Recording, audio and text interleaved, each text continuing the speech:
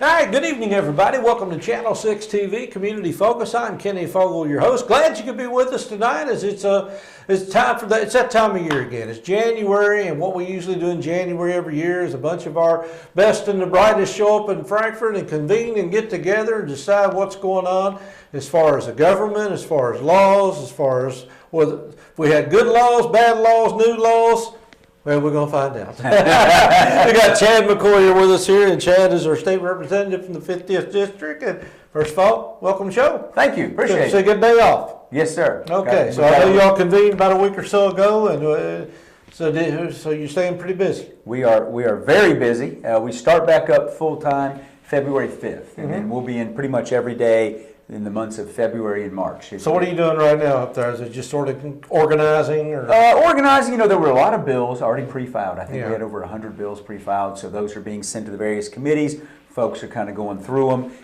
Right now, one of the big things that I'm sure folks are very interested in is the pension stuff. Right. And actually today, I don't know when this will air, but by the time they get to it, it won't have been today. But we have a new pension task force that is bipartisan, and it is also with the Senate and the House together. And so those folks are really backing up and saying, okay, obviously we know we've got to do something. Yeah. What are all the options? And Kenny, I think it's going to be good. You know, the last 2 years have been very divisive for everybody and been hard on everybody. And candidly, the governor was driving that boat and not us in the legislature. And we just feel like, you know what?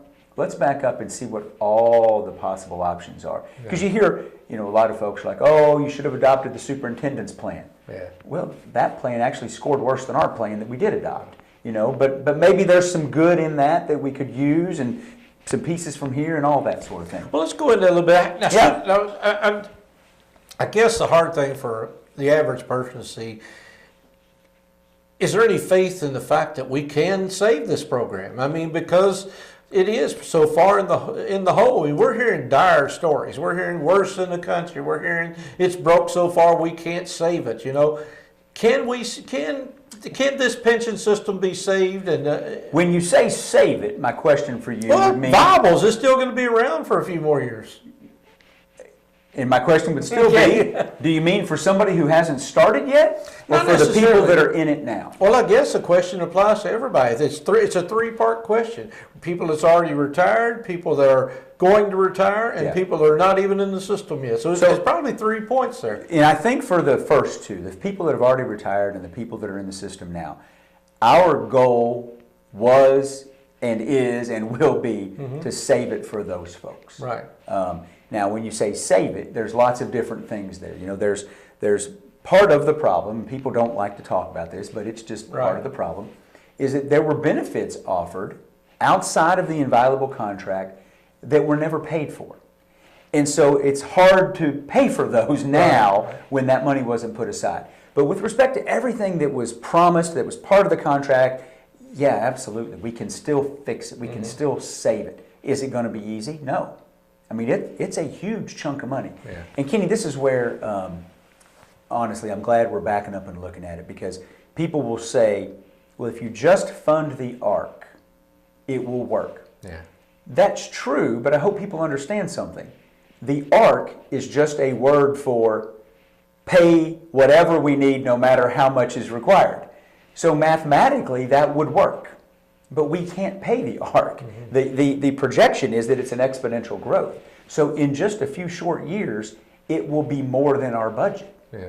When I say our budget, I understand exactly our whole revenue. Right. So it's not as simple as some groups would like it to be, because it is a true statement. Yes, if we just paid the Well, I budget, guess it would the always biggest work. question is, and this goes back before you were there, how the heck did we get here? Back in 2002, 2003, we were considered number one or two in the country. We were overfunded. It's overfunded. They were begging people to retire because they had too much money in the retirement system. We dialed up 10, 12, 15 years later, and it's just, what happened? So, a lot of things. First and foremost, it is true. I won't ever back away from this. Yeah, the government didn't fund it. Right. Okay, that's part of it. But unfortunately, I'd love to talk to anybody who wants to talk about it. That's not the real problem. And I can point to one quick example. It's the CERS pension. So keep in mind, we have lots of different funds. We have the teachers' funds, the KTRS. We have the government workers at the state level, that's the KERS. Right. We also have the county workers that are in there. There's the CERS. The county one was always fully funded, and they're still only 64% funded. Yeah. Okay, so what does that mean? What the actuaries are telling us now, and a little bit of this doesn't matter, but it's history, lack of funding is 20% of the problem. But that means something else was 80% of the problem. So what is that something else? It's three big things. Number one is, and again, not to get into the weeds on a pension, but in the pension system, you have two buckets of money that we know have to equal our expected payout. And the expected payout part is pretty easy because we know how many people are in the system. Yeah. We know their ages. We generally know about their health. And the actuaries, the people that do life insurance kind of stuff, they're pretty good. They can tell us how much money are we going to need. So the first bucket of money was, what is the new money coming in the system from payroll? The projection has always been, and they just assume, 4% growth. In reality, it's been -2. So when you're doing a math problem, and the math problem is easy. Yeah, I'm pretty quick on that one. A plus B equals C, right? Right. Well, if A is already going the wrong direction, we're in trouble. Okay, the next bucket of money is the money that was already paid in that we're now investing, and we're going to use the investments to help offset future things. The boards, for whatever reason, always just assumed somewhere between 6 and 8%. Yeah. Well, what happened in 2008? The market crashed. Right. And this is where, again, is the government at fault for this? Absolutely. But let's not discount the boards also being at fault for this. Because when you just pretend that this is growing at 4 and this is growing at 6, when in reality this is growing at -2 and this one's growing at -6, your math is never going to work. Yeah. Now throw onto there, again, the increase in benefits that were given without paying for them. And then another one, and this is a good problem, but it's a problem for our math. Over here, the C, what we've got to pay out, we're all living longer. Everybody is living so much longer than it used to be. So 30 years ago, when we started into these formulas, it's now turning out the math isn't working. Well, what are we, I know y'all obviously you're looking at other states, what they're doing, their success stories and their failures. Right. So, taking all that in for granted, let's go all the way back and we start a program today that'll be successful. And I'm not saying just for the people. No. I mean, it's an interesting question. The biggest thing we've got to figure out a way to do is take the risk away from the state in a mandatory way. Just because when there are downturns or, you know, I don't know if you've even seen this, Kenny, there's a massive lawsuit against one of these boards for a couple $2 billion for mismanaging the investments. You know, so there's lots of stuff that could have been going on here. That's why a lot of the experts will tell us that cash balance hybrid plan, it's not really a defined contribution. It's more of a defined benefit, but it's a fluctuating benefit. And again, I don't want to put labels on it, but that seems to be something that the experts say we could sustain on a going forward basis. You know, you and I in the private sector, we have a 401k. And I know a lot of people don't like that because they say, oh, well, they don't get Social Security, or they take less money. Some of that is accurate. Some of that's because they don't want Social Security. And quite frankly, I'm one of the first, Kenny, I'm a little bit younger than you. When I was in college, we were told don't count on Social Security. You're not going to get it. You know, and what we have seen is unfortunately these mathematical models, and again, it's not a desire to hurt anybody. We want to help as many people as we can. The math just doesn't work, so what do we do? Okay, so I don't want to belabor the no, I'm with you. But I guess my question is you got a bipartisan committee that's hopefully the best and the brightest on that as well. On the Absolutely. Committee. And a good chance of this being worked out in this session, or you think it's going to? That's my hope. Okay. That's my hope. What we're looking at is, you know, so they started today. We're expecting them to start reporting back to us mid-February. Okay. So that maybe we could get something drafted and done this session. I mean, we need to. Well, we want it to dominate the session because as I've been around it, and you have too, there's hundreds and hundreds and hundreds of bills that seem to come across your desk. Yes, sir. What are going to be the other highlights we're going to see the next month or so? Sure. So the big one, Senate Bill 1, House Bill 1, school safety. You know, we're coming up on the 1-year anniversary of the Marshall County shooting. Right. And protecting our youth is just critically important to us. And so we're looking at ways to harden the assets, I think is the term the military guys use. What can we do to get school safety officers in there? What is the plan? And so, again, in a bipartisan fashion, there was a committee that went around all summer, going to all the different parts of the state, meeting with experts, meeting with teachers, meeting with parents, talking about what do we think we can do. And again, the worst thing for the state government to do is do some sort of unfunded mandate, where look how great we are, we're going to require this stuff, but then we don't put it in a way to implement it. But that's going to be House Bill 1. Well, that's got to be a lot of work. I mean, obviously, armed teachers, people say, more school resource officers. That's going to cost money. It's going to cost money. I'm going to be very, very interested to see how you all come up with an answer. Well, I think they've got a good answer, so pay attention to it. Okay, I think you'll like it. I'll be listening. The next big thing that a lot of folks in it is needed is the tax reforms that we passed last year. There were some rough edges that need to come off of that. Yeah. In addition, we're getting blamed for something we didn't do, which, whatever, but the Supreme Court had a ruling in March that changed the interpretation by the administration of how to tax nonprofits. So all of a sudden, we've got 501c3 companies having to pay sales tax on admissions that had nothing to do with our tax bill. Yeah. But everybody thinks it did because it happened about the same time. Yeah. We're trying to fix that, and I think that's an important one. So you're seeing a lot of work go in. There were some pre-filed bills on that. I expect us to do a tax cleanup that will take care of what the Supreme Court did there, as well as just clarifying some other things, like taxes on extended warranties. It gets complicated, but that's being worked on heavily, and I think it's going to be a big part of it.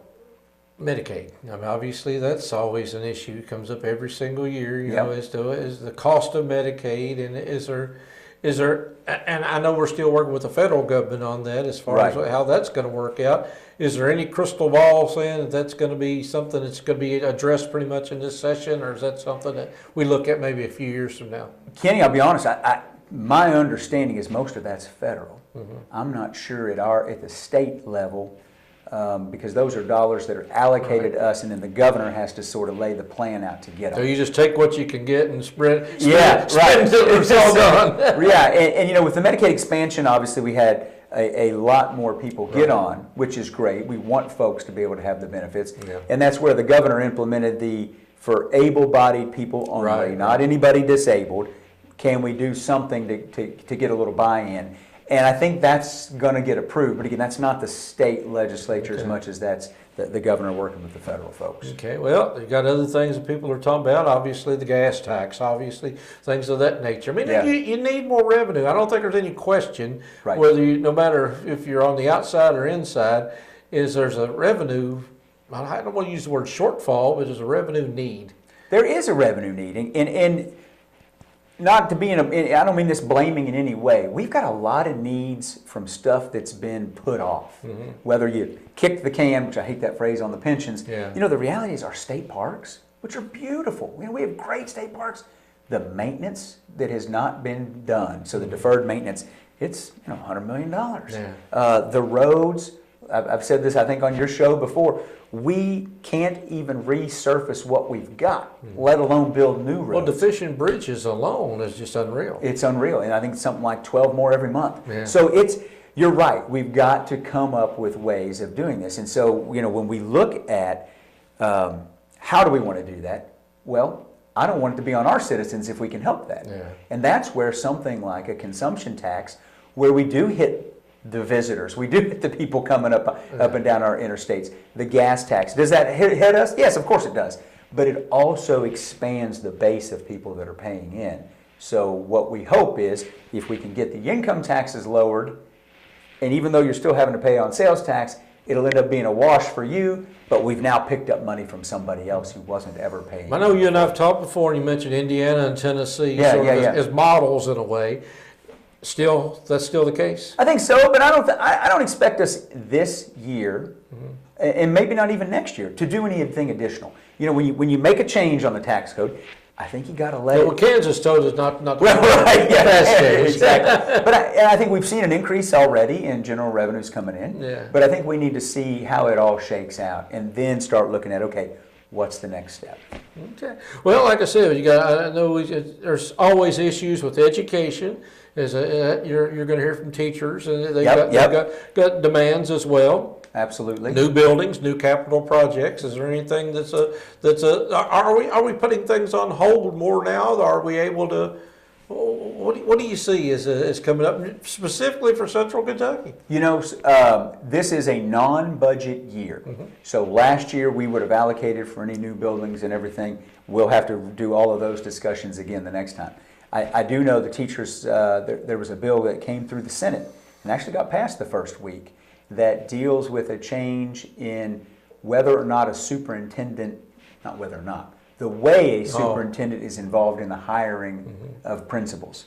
And so some teachers think that's great, some don't like it. I think the superintendents love it because they want to be able to. Well, years ago it was more of a school board superintendent thing. Now it's more of the site-based. Right. So I think we see maybe the pendulum moving back a little more towards, if the superintendent can fire, in the general world, that means he's got the power to hire too. So why not go ahead? Well, it goes back to, is there any talk of charter schools right now, or is that pretty much on hold for another year or so? Well, now remember, charter schools is passed. That's the law. It's passed, we can have a charter school. We can. So basically, if somebody wanted to have a charter school right now, we'll have at it. But it's up to the superintendent of the district to authorize it. And there's no mechanism for funding them right now. Right. And I think that's, people get worried about charter schools. And with the mechanism of funding, would that be a state thing or would that be a local? I guess I'm trying to fit in my head, if, say, Nelson County somebody had a big movement to go charter schools today, they could do it, but how would they pay for it? How would they pay for it? And that's the big issue. You hear the concern that some of the SEEK dollars would follow the student and go to the charter school. Actually, when you do the math, that brings more money per student to the public schools, which sounds counterintuitive, but it's because there's already a base that goes there. Yeah. So you're spreading that base over less students. I don't know. I haven't really seen anything come up on it. I don't want people to be worried about it. It's just an issue, one of the issues. Absolutely. That's the same way with the other big issue people talk about all the time is legalizing marijuana or hemp or for medical reasons, recreational, or just it's going on. It seems like the momentum is picking up state by state by state. Now Kentucky's not quite there yet, but it seems to be doing an awful lot of dialogue. Well, there's a group of Republicans that have spent all summer. They filed a medical marijuana bill. They are pushing for it, and I think they may get a vote in the House on it. So, and I've surveyed it here in Nelson County, and people are up over 70% in favor of medical marijuana.